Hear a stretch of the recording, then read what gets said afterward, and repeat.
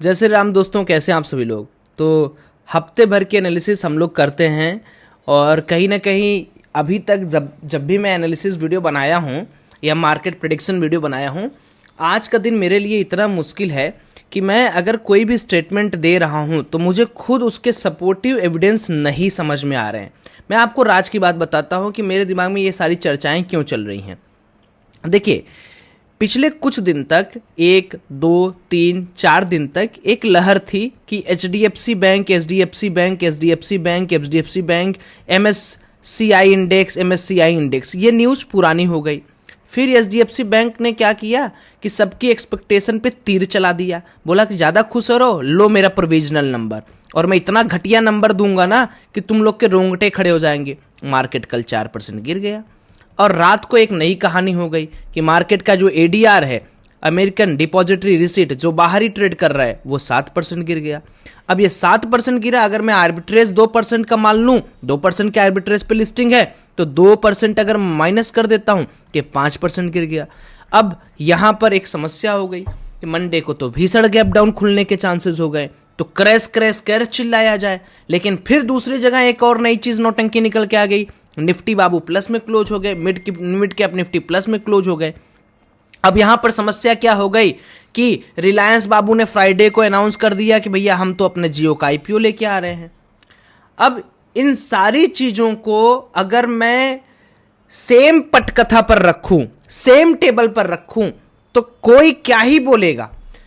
वो सिंपल एक बात बोलेगा कि भैया एक काम करो, अब वो दिन नहीं रह गया कि बैंक निफ्टी और निफ्टी एक दूसरे के दोस्त की तरह काम करते हैं। बैंक निफ्टी में सिर्फ और सिर्फ कॉल राइटिंग हुई है, निफ्टी में कॉल राइटिंग कम हुई है और पुट राइटिंग ज्यादा हुई है। तो इसका मतलब कंक्लूजन ये बनता है कि निफ्टी के अंदर लोग बुलिश है, बैंक निफ्टी के अंदर लोग बियरिश है। अब बताओ कैसे ट्रेडिंग किया जाए। अब क्या ही मतलब, आप मंडे को उठते हो, आप देखते हो कि बैंकिंग सेक्टर गैप डाउन खुल रहा है, निफ्टी प्लस में खुल रहा है, आप क्या ट्रेडिंग करोगे? आपका मोटिवेशन तो वैसे ही लो रहेगा। हमेशा एक बात याद रखो कि सारे इंडेक्स एक तरीके से चलेंगे तो ही पैसा बनेगा, अलग अलग चलेंगे तो पैसा नहीं बनेगा। और उसके ऊपर से एक और नई कहानी और सुन लो, कितना मिक्स्ड डेटा है। देखो, एक कहानी ये है कि अगर आप यहां पर एफआईआई डीआई का स्टेटस देखेंगे, सबसे पहले कैश स्टेटस में एफआईआई बाबू ने खरीदा है, अपने डीआई बाबू ने बेचा है, नई चीज। दूसरी चीज, अगर आप पार्टिसिपेंट्स वाई देखेंगे तो आपको लग रहा होगा कि भैया प्रो बहुत ज्यादा सेल किया होगा, एफआई बहुत ज्यादा सेल किया हो। नहीं भैया, ये लोग एकदम न्यूट्रल पोजीशन बनाए हुए हैं। हाँ, यू कैन से दैट कि दे आर स्टिल, क्योंकि ये 2000 है, ये 1 लाख है, they are still in bearish mode. उसके बाद अगर आप देखोगे तो रिटेलर्स ने यहां पर शॉर्ट को कवर किया है, इसका मतलब ये बुलिश हो गए हैं। ओवरऑल जो सीन है वो ये है कि अभी मार्केट के अंदर थोड़ा सा जो बड़े प्लेयर हैं वो बियरिश पोजीशन बनाए हैं। लेकिन मंडे को कौन सा इंडेक्स किसको खींचेगा वो बताना इम्पॉसिबल है आज के डेटा के हिसाब से। 23 तारीख को 23 जुलाई आपका बजट आने वाला है। अब इसके चलते आपको नई नई न्यूज, नई नई बातें पता चलती रहेंगी। पता चला 2 बजे आप पुट में पैसा कमा रहे हो 2 लाख रुपए, और 2:30 बजे एक न्यूज आता है कि इस बार गवर्नमेंट प्लान कर रहा है कि जितने भी ऑटोमोबाइल सेक्टर्स है उनके टैरिफ को बढ़ा देगा। लो भैया, ये 2 लाख से आपका -2 लाख पे चला गया। फिर एक दिन आप बैठे हो, आपको पता चलता है कि इस बार बैंक के पास जो सिक्योरिटी डिपॉजिट है उसके रेशियो को और घटाया जा रहा है, कासा रेशियो कम किया जा रहा है। लो भैया, आपका 2 लाख का प्रॉफिट चल रहा था, 4 लाख का लॉस में बदल गया। तो एडवाइजेबल क्या है इस पूरे के पूरे माहौल में? एडवाइजेबल ये है मेरे भाई कि एक सिंपल सा लॉजिक के हिसाब से काम करो कि मार्केट के मोमेंटम को पहले 15 से 20 मिनट पढ़ो, आने वाला एक हफ्ता। उसके बाद अगर मार्केट आपको टूटते हुए नजर आ रहा है तो प्लीज गो फॉर शॉर्ट। अगर मार्केट बढ़ते हुए नजर आ रहा है देन गो फॉर लॉन्ग। अब जैसा कल के दिन मार्केट के अंदर आप देखोगे तो कल यहां पर एक सेलिंग साइड का पोजीशन लोग क्रिएट किया, उसमें प्रॉफिट कमाया, बाइंग वालों का एसएल हिट हुआ, फिर जो सेल टॉप पर किया था उनके एसएल हिट हुए।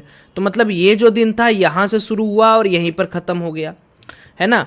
जो गैप डाउन था केवल वही बचा हुआ है। तो अगर ओवरऑल मार्केट देखें तो मार्केट तो पूरा का पूरा कवर कर लिया था। तो अगर इन केस मान लो कि कल मार्केट के अंदर गैप डाउन पॉसिबल हमें दिखता है, तो सबसे पहला क्या करना है, 51,996 का या मान लो 52,000 का ये और 52,400 इसके बीच में अगर मार्केट खुलता है, इन दोनों के रेंज के बीच में, तो मार्केट को वेट करो, या तो नीचे जाए क्रॉस करके या तो ऊपर जाए। देखो गैप डाउन होगा तो उस केस में हमें याद रखना है कि 52,000 का लेवल, यानी 52,150 से लेके 52,000 तक का लेवल जो है ये स्ट्रांग अपीलिंग बाइंग जोन है। यानी यहां पर ये बोल रहा है कि भाई देखो मैं बहुत अच्छे जोन पे हूं, मुझे बाई करो। और अगर मान लो मार्केट गैप अप हो गया तो ये वाले रेंज के अगर ऊपर हुआ तो लीव कर देना, यानी फिर हम लोग ऊपर साइड के ट्रेड प्लान करेंगे। अगर गैप अप होता है 53,000 के आसपास रेजिस्टेंस लेता है तो यहां पर फिर हम लोग शॉर्ट का प्लान करेंगे।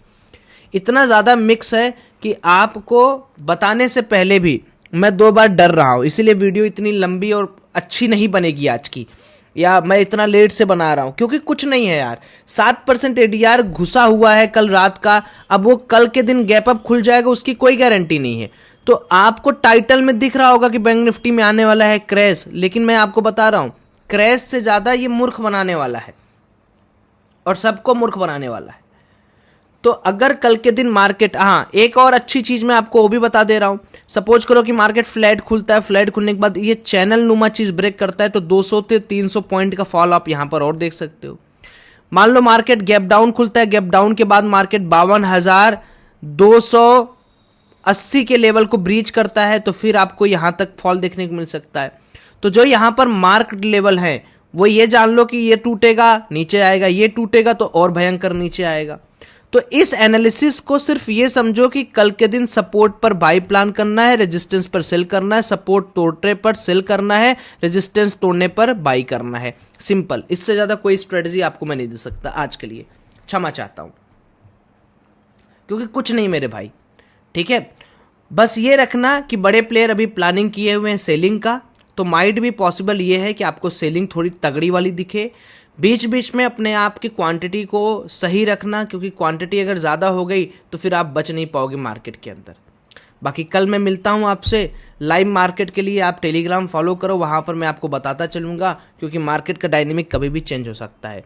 एंजॉय करो, और कोई ऐसा न्यूज है नहीं, मैं एक बार आपको कैलेंडर भी दिखा देता हूं, अगर कैलेंडर में कुछ रहेगा तो उसको भी हम लोग कवर कर लेंगे।